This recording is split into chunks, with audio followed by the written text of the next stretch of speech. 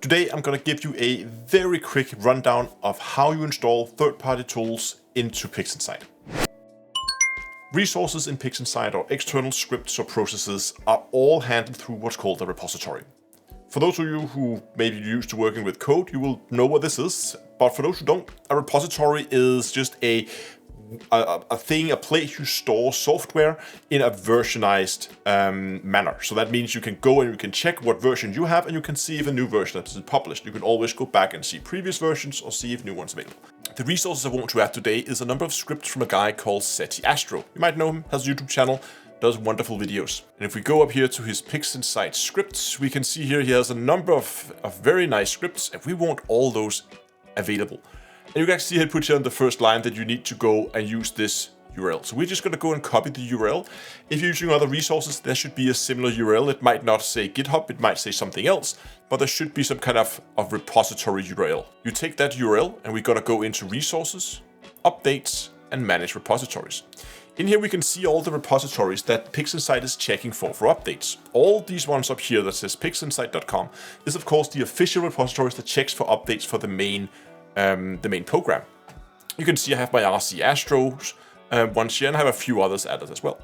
But now we want to add Astro script, so we're just going to go and click on the add, paste that repository in there, and click OK.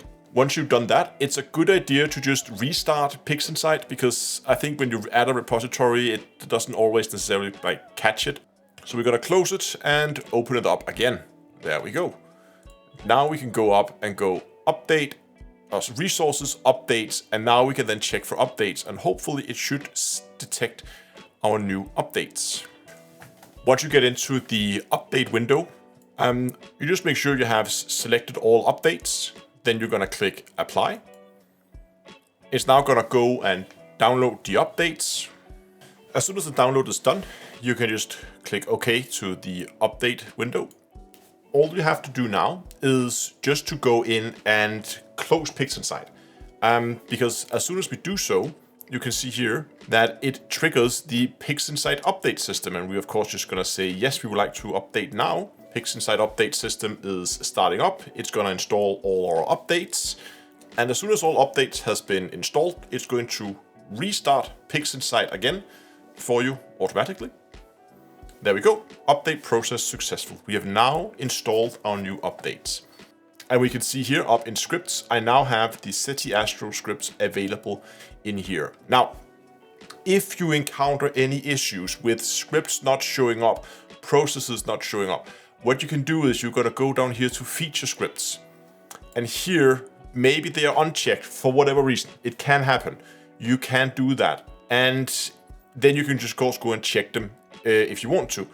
And if you can't see them in the list, but your update process ran as it should, that was the window you saw before, you're going to go into your install folder, which in my case is in program files, PixInsight, source, and scripts.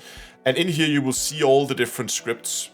And you can actually also see them here if you want to.